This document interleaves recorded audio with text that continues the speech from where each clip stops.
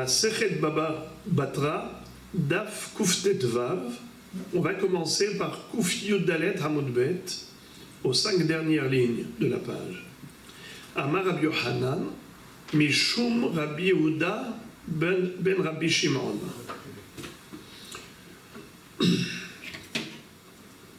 Rabbi Yochanan nous enseigne une halakha au nom de Rabbi Yehuda ben Rabbi Shimon. Qu'est-ce qu'il dit? Dvar Torah, selon la Torah, Ha'av yoresh et beno, ve'isha yoresh et bena. Shene'emar matot. Mekish mate ha'em, le mate ha'av. Ma mate ha'av, av yoresh et beno, af mate ha'em, isha yoreshet et bena. On est évidemment dans le sujet de l'héritage. C'est tout le traitement de ce pérec.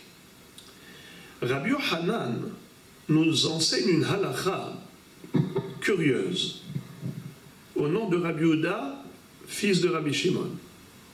Il dit que Dvar Torah, selon la loi de la Torah, Ha'av yoresh et beno ve'isha yoreshet et bena. Le père peut hériter de son fils. C'est-à-dire que si le fils est décédé, alors son père est habilité à recevoir l'héritage.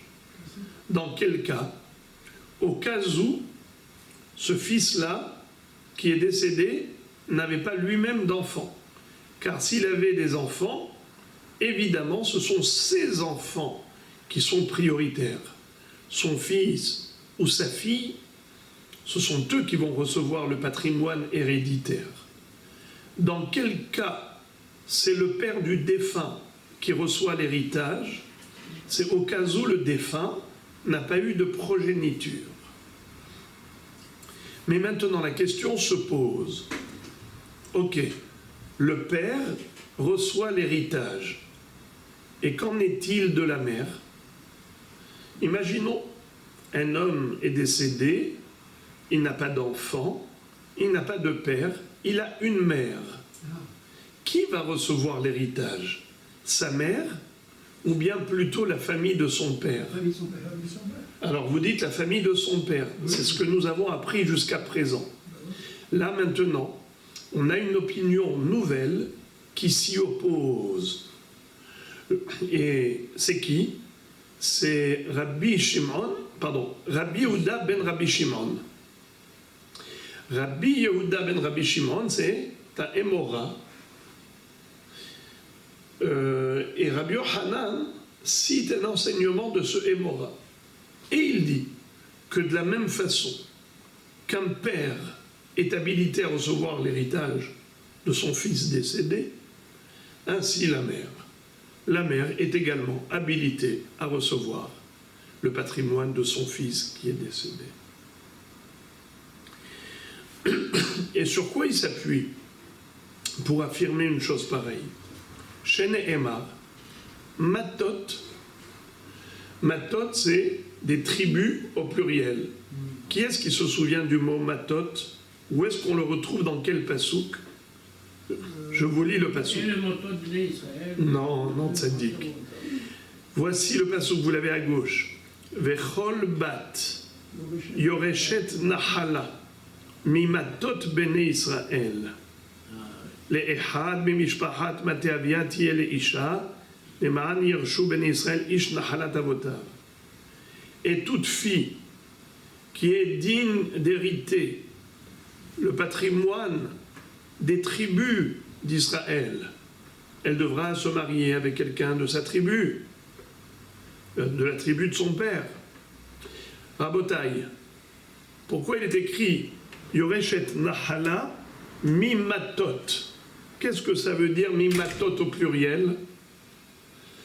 Des deux tribus. Ça veut dire que son père appartient à une tribu et sa mère appartient à une autre tribu. Nachon, vous vous rappelez? Et la fille est habilitée à recevoir l'héritage soit de son père, soit de sa mère, qui sont décédés.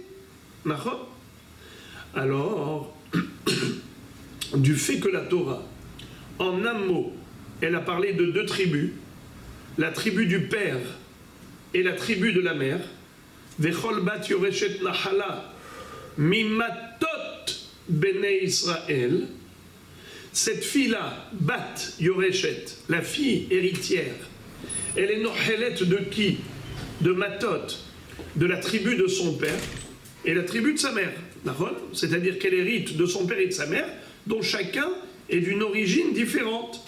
Par exemple, son père il est du Shevet Réhouven, sa mère est du Shevet Shimon. Donc la fille, comme le fils, sont habilités à recevoir l'héritage. Ce n'est qu'en l'absence du garçon que la fille peut recevoir l'héritage. Car s'il y a un garçon dans la fratrie, c'est qui reçoit l'héritage? C'est le garçon. C'est lui qui est prioritaire. Mais maintenant, Rabbi Yehuda Barbi Shimon pousse le bouchon encore plus loin. Et vous savez qu'est-ce qu'il déduit de ce matot-là? Cette comparaison entre Matéa-M et Matéa-Av, il va plus loin. Et il dit, Ma Matéa-Av, Av Yoresh et Beno, Af Matéa-M, Isha Yoreshet et Bena. De la même façon que la Torah a donné clairement un droit d'héritage au père du défunt, ainsi, certainement, la Torah donne un droit d'héritage à la mère du défunt. Vous avez compris qu'est-ce qu'il fait comme comparaison? Il dit, si on compare le père et la mère, au niveau de l'héritage de la fille, alors on peut dire aussi le contraire. Un enfant décède, Hachem Yatzilenu, un fils qui est décédé, son père peut hériter de lui, et bien même sa mère peut hériter de lui. À condition que le père ne soit plus là. Mais évidemment. Parce que si le père est là, c'est lui qui est le premier. D'accord. Donc on a compris, c'est clair.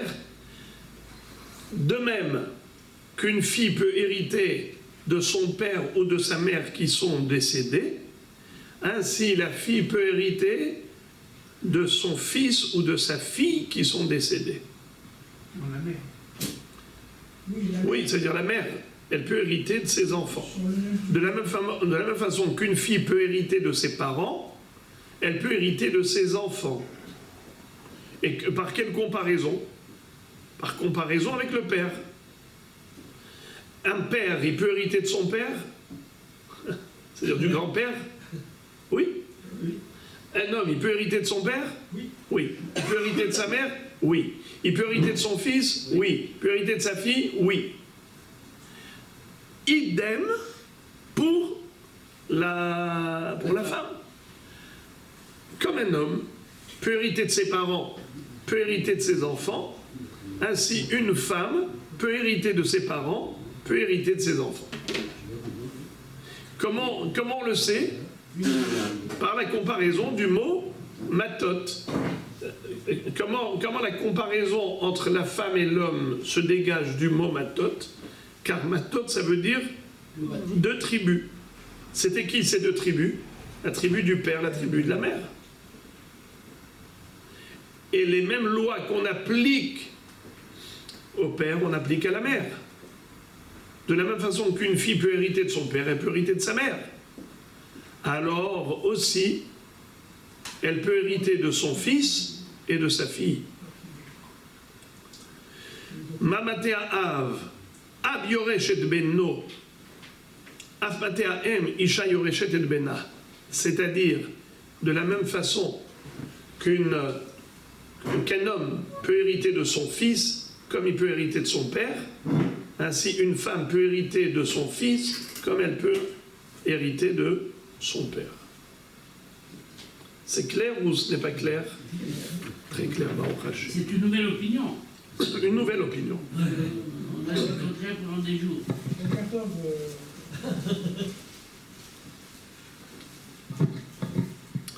Maintenant, la Gemara nous dit que Rabbi Yochanan, qui lui-même a cité cette opinion nouvelle de Rabbi Yehuda bar Rabbi Shimon, il lui a adressé une kushia très forte.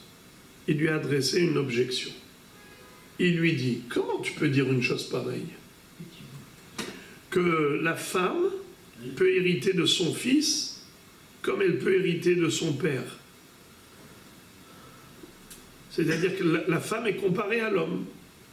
L'homme peut hériter de son fils comme il peut hériter de son père. C'est écrit clairement dans la Torah qu'un homme peut hériter de son fils. Moraï Verabotai, il lui dit, mais tu contredis la Mishnah. Et Tive, il lui cite notre Mishnah. Et Tive Rabbi Yochanan, les Rabbi Yehuda ben Rabbi Shimon, Ha'isha et bena, ve'ha'isha et ba'ala, ve'achea'em manhilim ve'lo nohalim. On ne peut pas plus clair. Dans la Mishnah, il est écrit clairement le contraire de ce que tu dis. La Mishnah affirme qu'une femme, par rapport à son fils qui est décédé, ou une femme par rapport à son mari qui est décédé, ou les frères de la mère par rapport à un neveu qui est décédé, manhilin velo nohalin, ils n'ont aucun droit d'héritage. Un fils peut hériter de sa mère, mais la mère ne peut pas hériter de son fils. Le mari peut hériter de son épouse, mais l'épouse ne peut pas hériter de son mari qui est décédé. On est d'accord ou pas? Oui. C'est écrit clairement dans la Mishnah le contraire. Oui. Alors comment toi, Emora, tu peux contredire une Mishnah? La réponse qu'il va donner, elle est choquante. Il va dire Amarle Mishnatenu Eni Yodea Mishena'a. Notre Mishnah, je ne sais pas qui en est l'auteur. Qu'est-ce que ça veut dire? Regardez Rashbam. Rashbam dit que ça change, qu'ils connaissent l'auteur ou pas. Ça change rien, c'est une Mishnah. Rashbam explique la chose suivante. Regardez la 4e ligne en haut. Mishnatenu eni yodea mishena'a de ena ikar de higufa kashia kedil kama. Qu'est-ce que ça veut dire?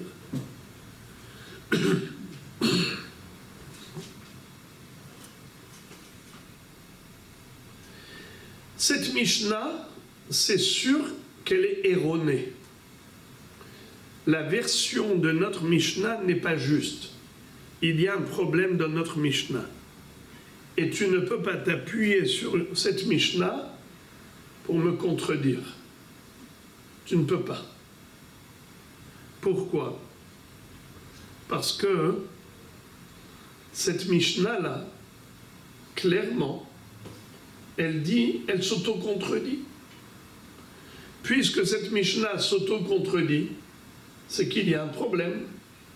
Et s'il y a un problème dans la Mishnah, c'est qu'il y a une erreur de frappe.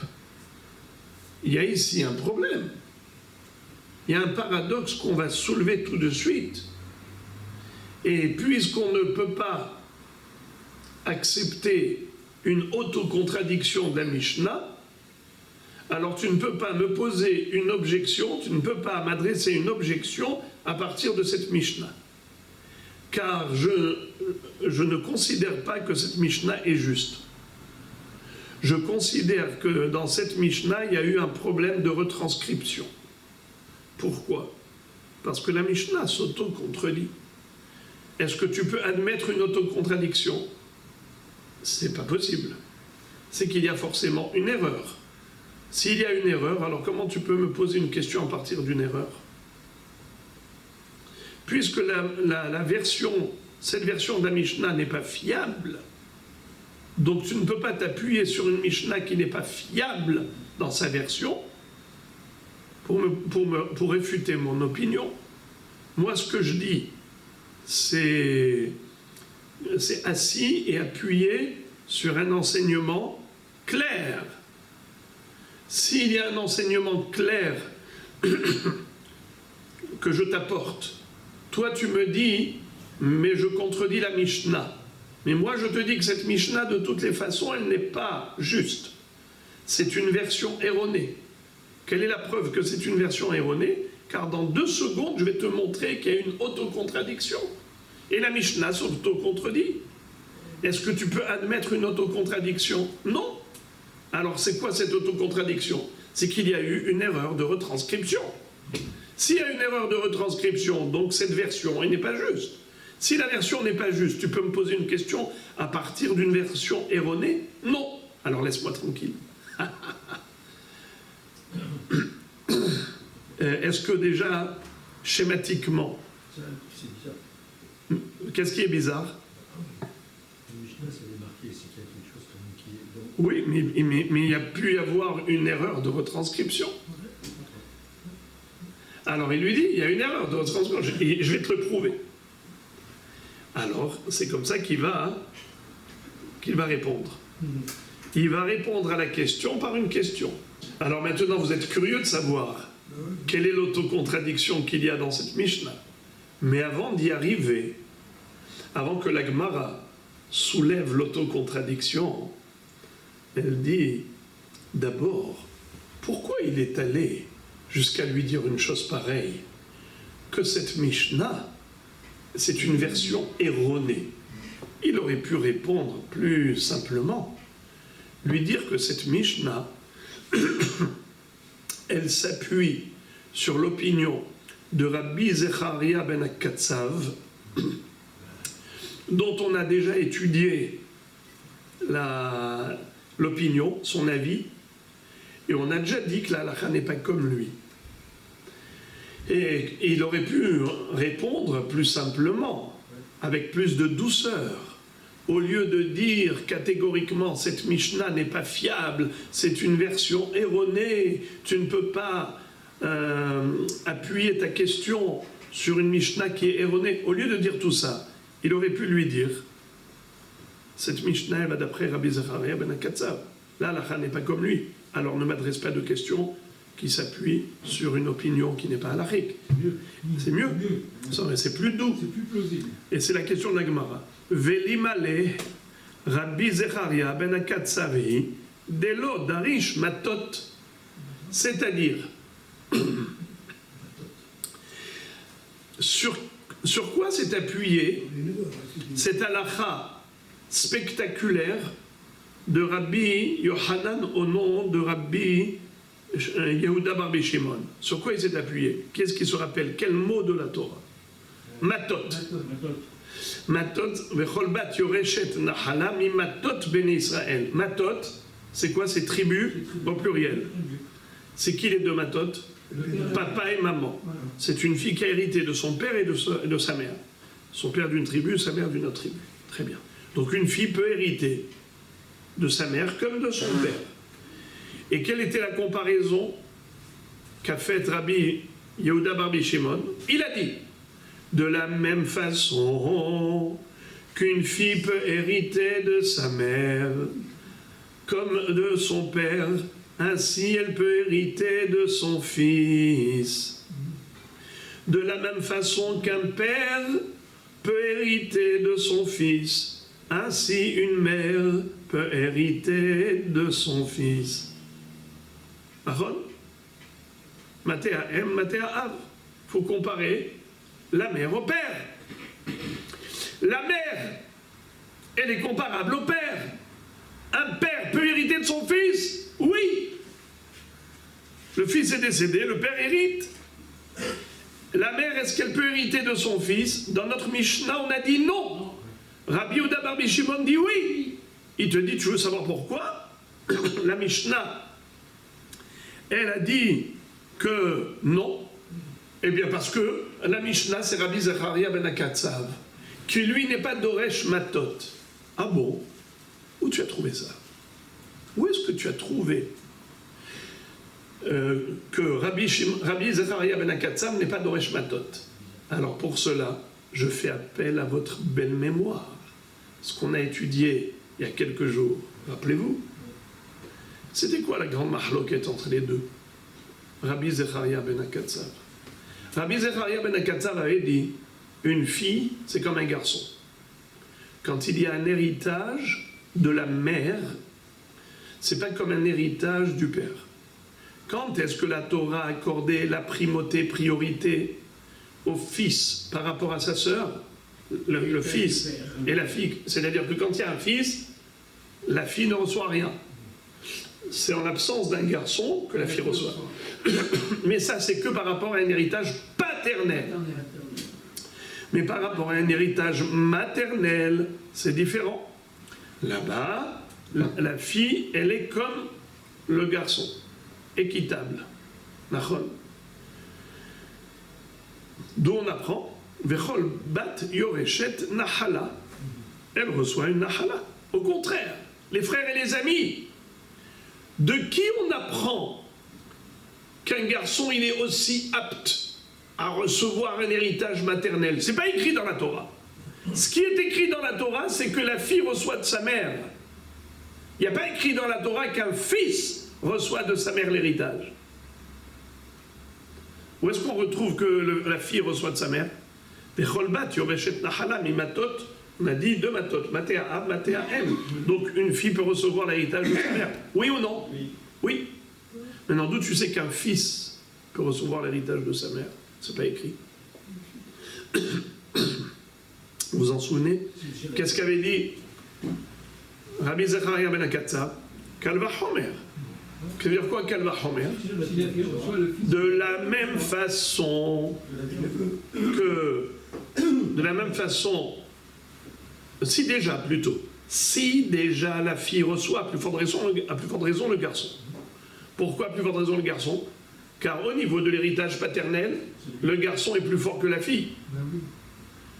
Il reçoit, il est plus fort. Alors si la fille reçoit, à plus forte raison que le garçon est digne de cet héritage, il est habilité à recevoir. Après on a posé la question, dans ce cas-là, vas-y, pousse le bouchon encore plus loin. Et tu vas dire que de la même façon que pour l'héritage paternel, quand il y a un garçon, la fille reçoit 0. Alors même pour l'héritage maternel, quand il y a un garçon, la fille ne devrait rien recevoir et tout devrait aller au garçon, comme pense Hachamim d'ailleurs. Pourquoi Rabbi Zecharia ben Akatsav disait ils se partageront équitablement, moitié-moitié? Parce qu'il applique la règle de Dayo. C'est quoi Dayo? Dayo la baminadin, liot kanidon. Quand tu apprends un kalva homer, le kalva homer ne peut pas te permettre d'aller trop loin. C'est-à-dire, tu vas dire non seulement que par le kalva homer, tu déduis que le garçon est habilité à recevoir l'héritage comme la fille, par kalva homer, mais encore mieux que la fille. C'est que lorsqu'il y a un garçon et une fille héritier, le garçon prend tout et la fille 0. Faut pas exagérer. Dayo, la baminadin, liot kanidon. D'où tu as su que le garçon est digne d'hériter sa mère? Par kalva homer de sa sœur. Alors il ne peut pas être mieux que sa sœur, car sa sœur c'était la référence d'origine pour déduire que son frère est apte à recevoir l'héritage, mais pas plus qu'elle, puisque c'est elle l'origine. Le dérivé ne peut pas être plus grand que l'origine. Alors c'est pas possible que quand il y a un frère et une sœur, l'héritage de la mère irait entièrement au garçon et 0 à la fille. C'est pas possible, puisque le garçon, il a pris par kalva homer de la fille. C'est ce qu'on appelle dayo. Tu peux pas aller plus loin qu'eux. Alors ils se partageront équitablement. Mais Hachamim, qu'est-ce qu'ils ont dit? Pas du tout.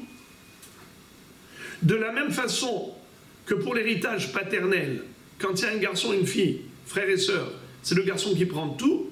Ainsi pour l'héritage maternel, c'est le garçon qui prendra tout. Sur quoi il s'appuie? Qui est-ce qui peut me dire sur quoi il s'appuie? Il s'appuie sur le mot matot.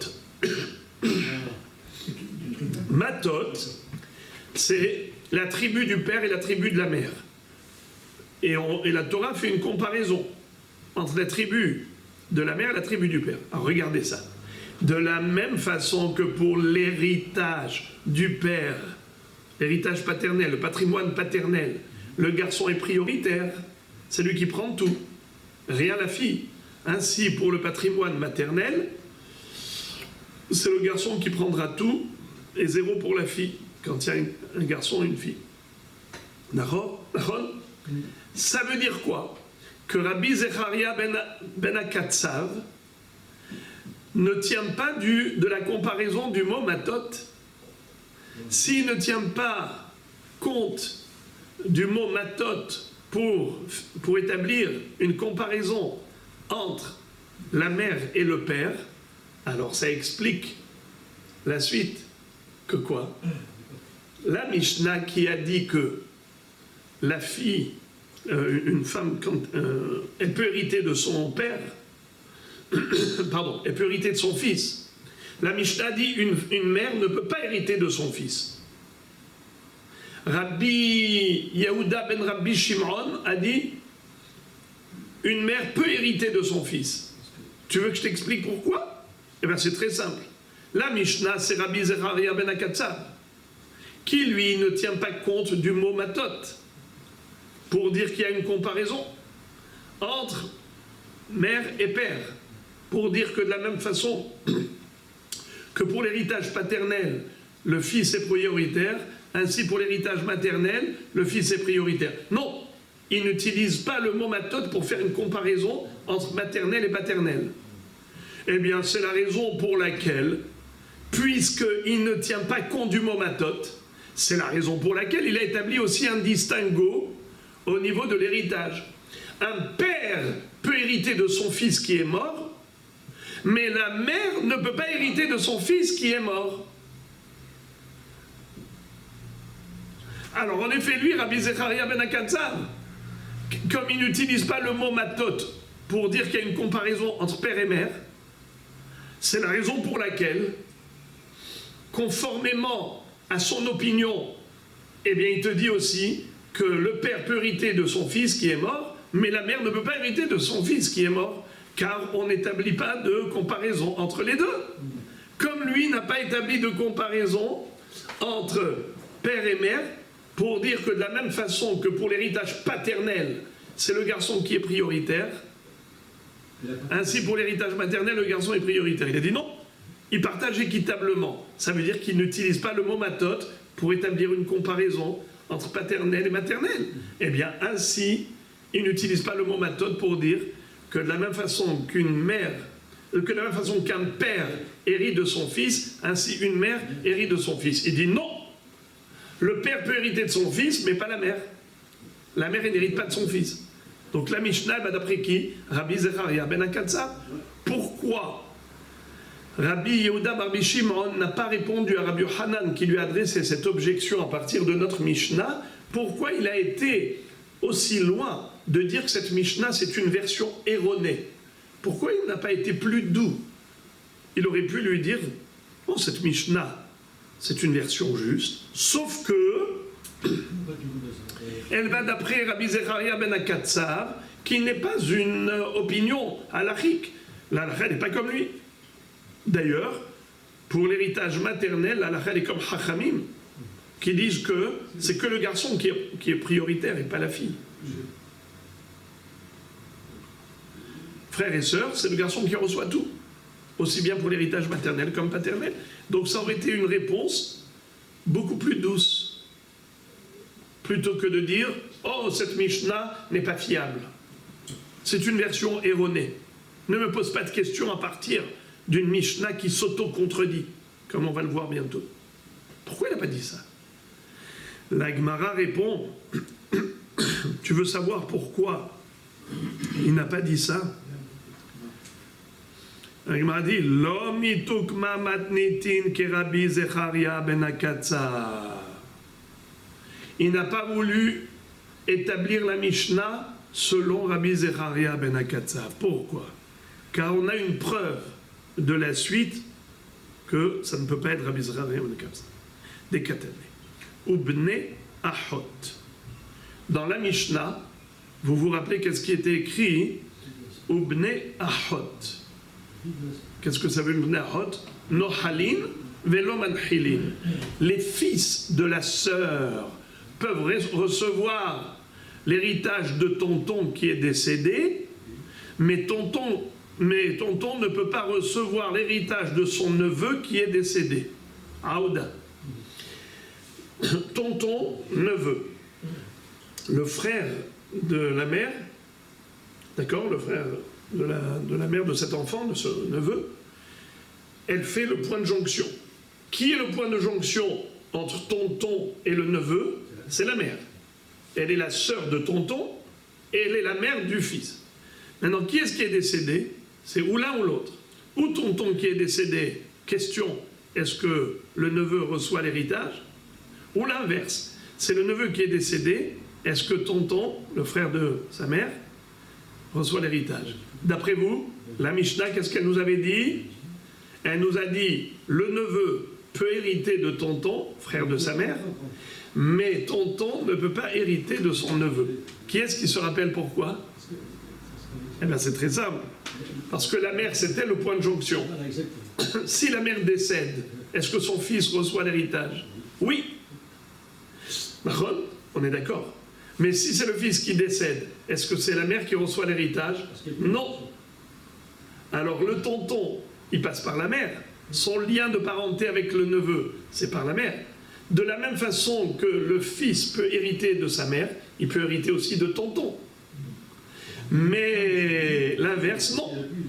Tonton ne peut pas hériter de son neveu, pourquoi? Car de la même façon que la mère ne peut pas hériter de son fils, ainsi le frère de la mère ne peut pas hériter de son neveu. D'accord? C'est unilatéral. Vous vous en souvenez? Alors maintenant la question. Regardez ça comment c'est fort. Il est écrit, dans la Braïta, il est écrit Bene Ahot, Velo Benot Ahot. Nous avions vu une Braïta qui explique la Mishnah et qui insiste sur le langage de Bene Ahot. On a dit que le fils de la sœur, en français le neveu, fils de sa sœur, est habilité à recevoir l'héritage de son oncle qui est décédé. Et la Braïta a dit attention, c'est que le neveu, pas les nièces. Et après, la Gemara posait la question, elle dit quoi? Quoi, la nièce, elle est exclue? Mais quelle différence entre le neveu et la nièce? De la même façon qu'un fils peut hériter de sa mère et de son oncle, ainsi la fille peut hériter de sa mère et de son oncle. Au contraire, la nièce, c'est elle qui est écrite dans la Torah. C'est-à-dire la fille qui hérite de sa mère, c'est ce qui est écrit dans la Torah. Matot. Alors, comment tu peux exclure la fille de l'héritage de tonton, le frère de sa mère? Et quelle fut la réponse de Rav Shechet? Verma Rav Shechet, les Kadem. Et Rav Shechet avait dit, non, non, non, t'inquiète pas. Je n'ai pas voulu lui retirer son droit d'héritage. J'ai voulu dire juste que le garçon est toujours prioritaire. Même pour l'héritage maternel, comme pour l'héritage paternel, si un garçon dans la fratrie, il a un droit exclusif. La fille disparaît en présence du garçon, au niveau du droit d'héritage. Ce n'est que s'il n'y a pas de garçon qui reçoit. Alors c'est ça la kavana. Bene ahot, velo benot ahot. Pour dire que le garçon est prioritaire. Est-ce que ça peut fonctionner d'après Rabbi Zecharia ben Akatsav? Pourquoi vous dites non? Parce que lui, qu'est-ce qu'il avait dit? Vous avez raison de dire non. Pourquoi non? Parce que lui, il a dit clairement qu'il se partage équitablement. Donc c'est sûr que cette Mishnah de Bnei Ahot, Velo Benot Ahot, ça ne peut pas fonctionner d'après Rabbi Zecharia ben Akatsav. Alors voilà pourquoi il n'a pas répondu Mishnateinu, Rabbi Zecharia ben Akatsav. T'as compris pourquoi il n'a pas dit Mishnateinu, Rabbi Zecharia ben Akatsav? Parce que c'est pas possible de dire que la Mishnah va d'après Rabbi Zecharia ben Akatsav. Car dans la suite, qu'est-ce qu'on voit? On voit que Bnei Ahot, Velo Benot Ahot, et ça peut pas marcher d'après Rabbi Zecharia ben Akatsav. Donc si ça, c'est pas Rabbi Zecharia ben Akatsav, donc évidemment, même le début. Alors voilà pourquoi, quand tu dis la mère ne peut pas hériter de son fils, c'est ce qu'a dit la Mishnah, tu ne peux pas dire que c'est Rabbi Zecharia ben Akatsav. Parce que dans la suite, Rabbi Zecharia ben Akatsav, selon Rabbi Zecharia ben Akatsav, la suite n'est pas juste. Donc voilà pourquoi. Il n'avait pas d'autre choix que de dire que cette Mishnah est une version erronée, car elle s'auto-contredit. Mais on n'a toujours pas dit où est-ce qu'elle est l'auto-contradiction. La voici. Vetana didan,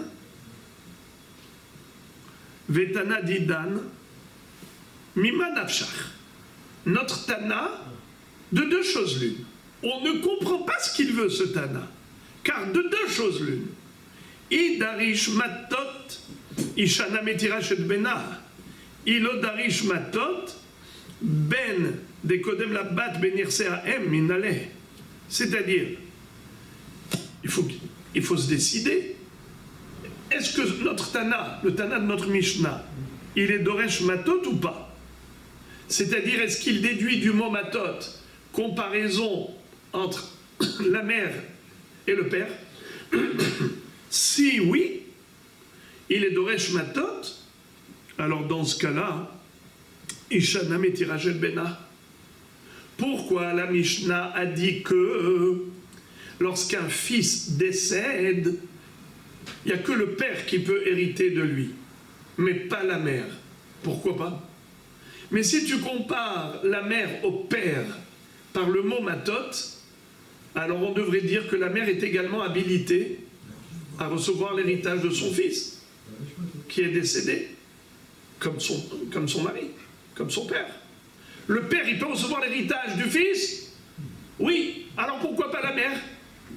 Et pourtant la Mishnah, qu'est-ce qu'elle a dit? Dafka le père et pas la mère. Ça veut dire que on n'est pas Doresh Matot. Vous êtes d'accord ou pas? Car s'il était Doresh Matot, alors il aurait dû dire que la mère aussi est habilitée à recevoir l'héritage de son fils. Donc il n'est pas Doresh Matot. Alors la Gemara dit, Ilodarish Matot, ben dekodem la bat benirse'em inale. Alors pourquoi la Mishnah a dit Bene ahot velo benot ahot? Qu'est-ce que ça veut dire? Les neveux payent. Bravo. S'il y a un neveu et il y a une nièce, est-ce qu'ils se partagent équitablement, oui ou non? Non. C'est le neveu. Et que le neveu. Mais pourquoi que le neveu? Sur quoi tu t'appuies? Sur quoi tu t'appuies? Hachamim avait dit à Rabbi Zecharia ben Akatsav, il lui avait dit, nous on est Doresh Matot. Si on est Doresh Matot, alors on compare le maternel au paternel. De la même façon que pour l'héritage paternel, le fils est prioritaire, la fille ne reçoit rien quand il y a un garçon. Et bien même pour l'héritage maternel, en présence d'un garçon, la fille ne reçoit rien. D'accord? C'est ce qu'ont dit les Chachamim. D'accord? Mais Rabbi Zecharia ben Akatsav dit non, moi je ne suis pas Doresh le mot matot pour faire une comparaison entre les deux. Et je dis qu'ils se partagent équitablement. Mais Chachamim qui disent qu'ils ne se partagent pas équitablement, c'est le garçon qui prend tout et pas la fille, même dans l'héritage maternel comme pour l'héritage paternel, c'est qu'ils sont d'orchim matot. Sinon pourquoi ce serait ainsi? Ce n'est que sur la base du mot matot qui permet la comparaison. Alors si tu fais une comparaison grâce au mot matot par rapport à la halakha de neveu et pas nièce, c'est le neveu qui reçoit tout de tonton et pas la nièce, comme pour la mère, c'est le fils et pas la fille, alors dans ce cas-là, s'il est Doresh Matot, alors Ishana Metiraj Bena. Alors pourquoi quand le fils est décédé, tu me dis la mère elle ne reçoit rien? Mais pourquoi la mère ne reçoit rien? Mais de la même façon que le père reçoit quand son fils est mort, ainsi la mère devrait recevoir quand son fils est mort. Or la Mishnah, qu'est-ce qu'elle a dit? Le fils est mort, la mère ne reçoit rien. Le fils, il est Yoresh, velo manhil. Ha'ish et imo, Yoresh, velo manhil. Il peut recevoir de sa mère, mais il ne donne pas à sa mère. S'il décède, sa mère ne reçoit rien de son fils. Pourquoi? Mais si tu es Doresh Matot, alors tu dois comparer la mère au père. Et si tu n'es pas Doresh Matot, alors tu devrais dire comme Rabbi Zecharia ben Akatsav, que le fils et la fille sont tous les deux habilités à recevoir l'héritage de leur mère équitablement, et par conséquent aussi l'héritage de tonton, le frère de la mère. Alors, il y a un problème, une incohérence dans cette Mishnah. S'il y a incohérence, c'est que cette Mishnah est une version erronée. Si c'est une version erronée, comment tu peux appuyer une objection sur une version erronée? Tu veux réfuter ce que j'ai dit parce que tu as trouvé une Mishnah qui me contredit. Mais cette Mishnah, Eni Yodea Mishenaa, je ne sais pas qui est-ce qui l'a écrite. Elle a été retranscrite avec une erreur. Car ce n'est pas possible. Ou il est Doresh Matot, ou il n'est pas Doresh Matot. Mais on ne peut pas dire une chose et son contraire. Il faut être cohérent dans la vie. C'est comme ça qu'il a répondu. Et la Gemara a conclu le sujet en disant Vetana didan Mima nafshach. Et notre Tana. Béhémet, comment on va répondre à cette question bombardesque, nucléaire, de Rabbi Yehuda Bar Shimon? C'est une question nucléaire. Mima nafshach, de deux choses l'une. Et darish matot, ishana betirajet bena, ilo darish matot, ben dekodem labat ben irsera em inale. La Gemara répond, les olam darish matot. Béhémet, il est doresh matot. Qu'est-ce que ça veut dire? Toujours Doresh Matot. Quelle est la preuve qu'il est Doresh Matot? Quelle est la preuve qu'il est Doresh Matot, les amis? Qui est-ce qui peut me dire quelle est la preuve qu'il est Doresh Matot? Que le fils, il est prioritaire sur la fille. Bravo. C'est que le fils est prioritaire sur la fille dans l'héritage maternel comme pour l'héritage paternel. S'il compare l'héritage maternel à l'héritage paternel, c'est qu'il est Doresh Matot. Donc ça, Béhémet, il a la dracha de Matot. Seulement, on a posé la question, s'il est Doresh Matot, alors pousse le bouchon jusqu'au bout. C'est-à-dire, tu dois aussi comparer maternel à paternel au niveau de l'héritage de l'enfant. L'enfant qui est décédé. Alors sa mère devrait hériter de lui comme son père hérite de lui. C'est ça ce qui devrait se passer. Alors pourquoi pas? Sha'ane hacha de amarka vechol bat yoreshet nahala yoreshet ve'enah moreshet. Qu'est-ce que ça veut dire? La raison pour laquelle, par rapport à la Yerusha de la mère, il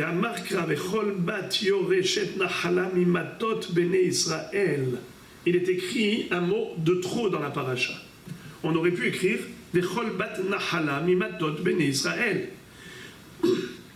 pourquoi la Torah a écrit Yoreshet? C'est-à-dire, la fille, elle peut recevoir du côté paternel, du côté maternel, des deux tribus.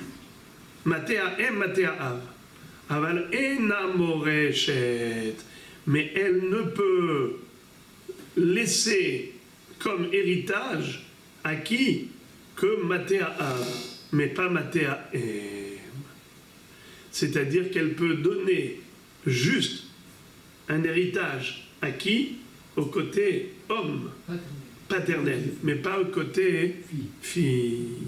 Voilà la raison pour laquelle on a dit que il y a quand même une différence entre le paternel et le maternel au niveau de la Yerusha de la femme. C'est parce que nous avons un mot qui a permis au Tana de la Mishnah de déduire que Kolbat Yoreshet Avalo Moreshet. Elle reçoit l'héritage de sa mère, mais elle ne donne pas un héritage à sa mère.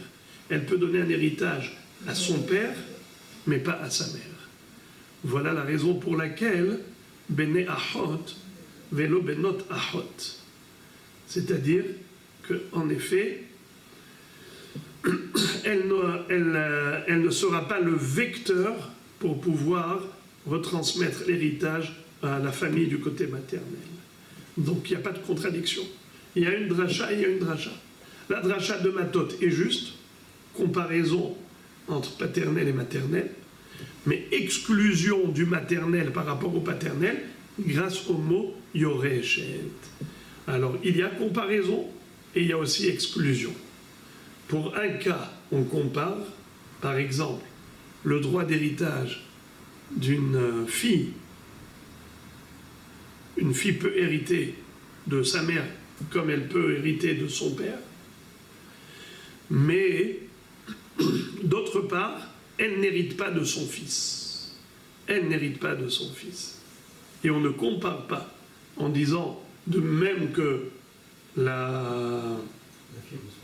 le père peut hériter de son fils, ainsi la mère peut hériter de son fils. Cette comparaison, on ne la fait pas parce qu'on a un passouk qui nous empêche de faire cette comparaison.